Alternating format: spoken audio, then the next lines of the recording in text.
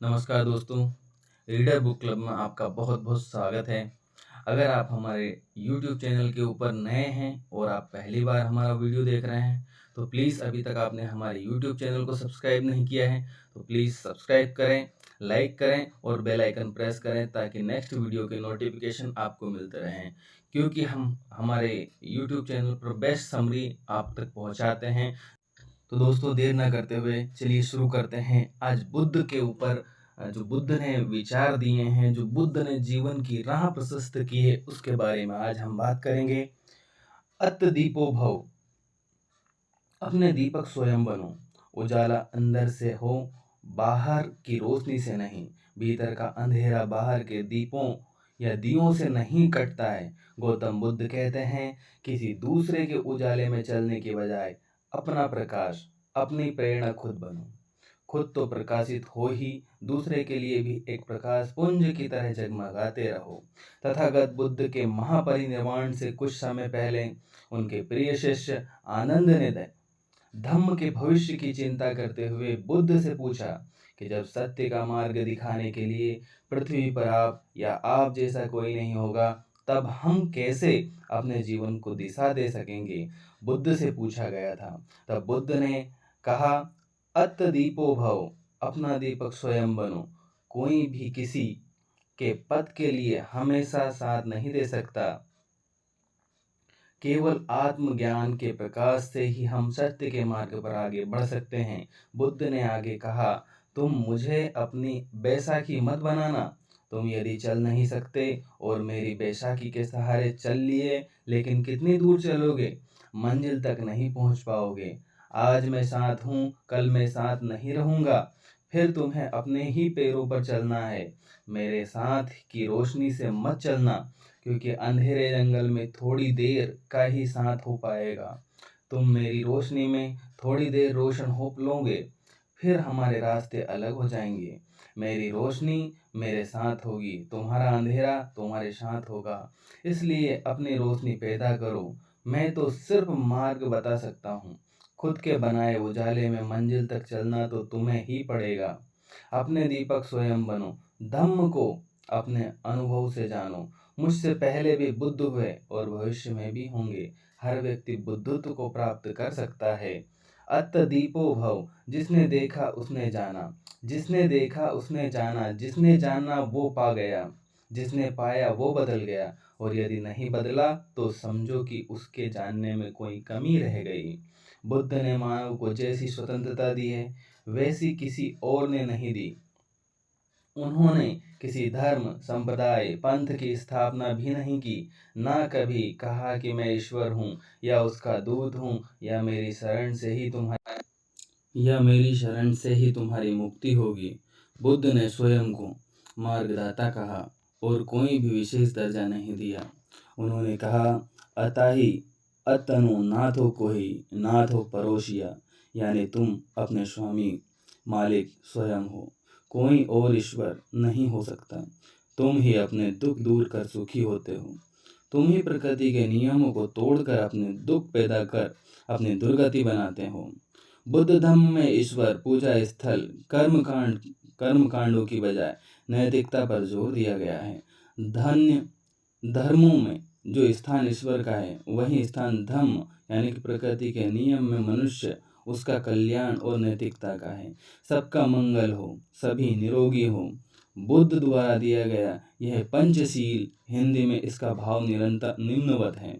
पहला, हिंसा ना करना, चोरी ना करना, व्यभिचार ना करना, झूठ ना बोलना, नशा ना करना। पाली भाषा में यह निम्नवत है, पाणाति पाता वेरमणि शिक्षापदम समादयामि। आदिनादान वेरमणि शिक्षापदम समादयामि। कामेषु मिक्षचारा वेरमणि शिक्षापदम समादयामि। मुसावादा वेरमणि शिक्षापदम समादयामि। सुरा वे मेरय मज्ज प्रमाद ठाना वेरमणि शिक्षापदम समादयामि। बुद्ध के अनुसार कोई भी बुद्ध बन सकता है, उसे बस 10 परिमाताएं पूरी करनी पड़ती हैं। एक आदर्श मानव समाज कैसा हो? दुनिया का हर मनुष्य किसी न किसी दुख से दुखी है। तथागत बुद्ध ने बताया कि इस दुख की कोई ना कोई वजह होती है, और अगर मनुष्य दुख विरोध निरोध के मार्ग पर चले तो इस दुख से मुक्ति पाई जा सकती है। बौद्ध धर्म के 4 आर्य सत्य हैं, अर्थात दुख है, दुख का कारण है, दुख का निरोध है, दुख निरोध पाने का मार्ग है। बौद्ध धर्म के चौथे आर्य सत्य दुख से मुक्ति पाने का रास्ता अष्टांगिक मार्ग कहलाता है। जन्म से मरण तक हम जो भी करते हैं उसका अंतिम मकसद केवल खुशी होता है। स्थायी खुशी सुनिश्चित करने के लिए हमें जीवन में इस मार्ग का अनुसरण करना चाहिए। सम्यक दृष्टि यानी कि 4 आर्य सत्य में विश्वास करना चाहिए। सम्यक संकल्प मानसिक और नैतिक विकास की प्रतिज्ञा करना चाहिए।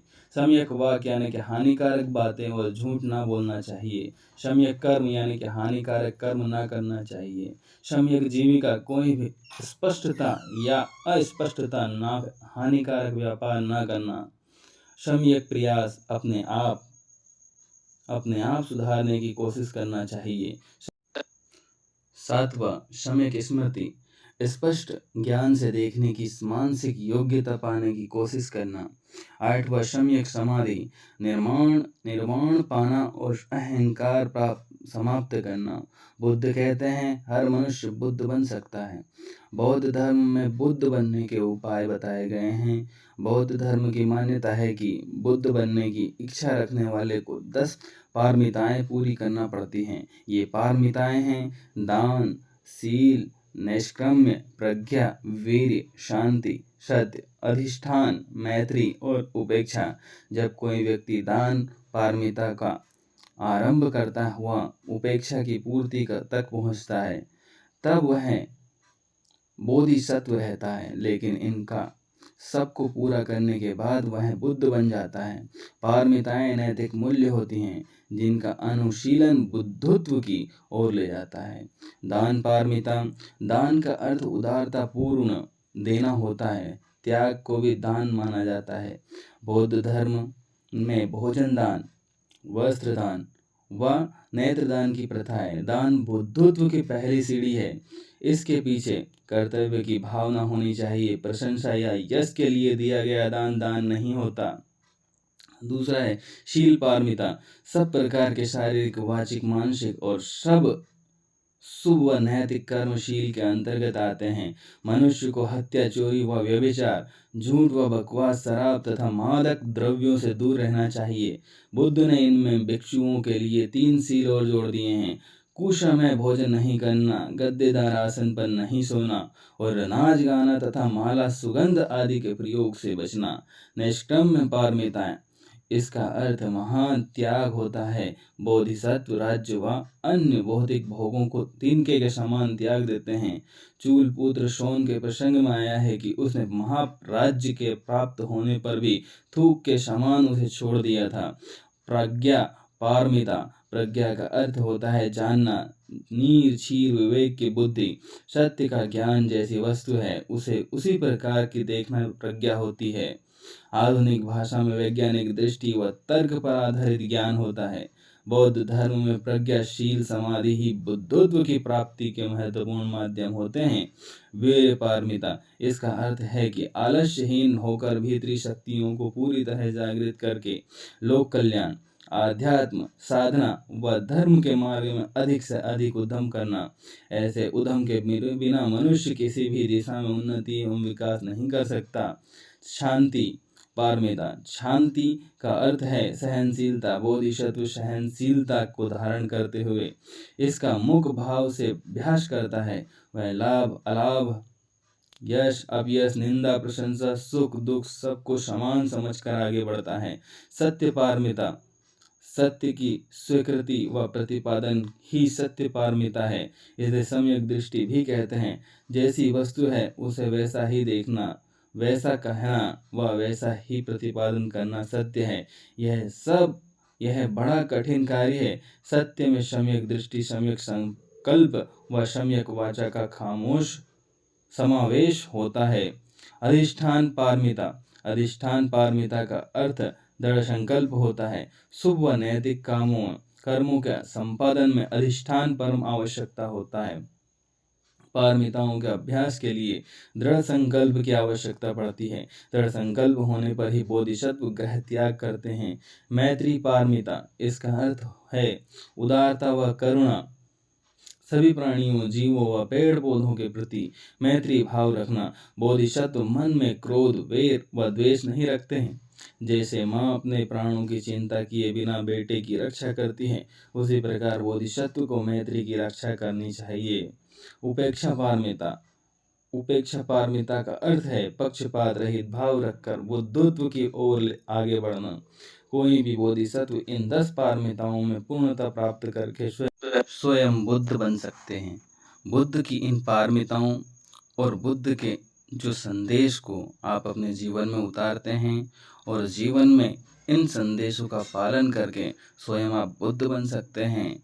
बुद्ध जैसे विचार अपने अंदर आप महसूस कीजिए, बुद्ध जैसे विचार अपने अंदर आत्मसात कीजिए।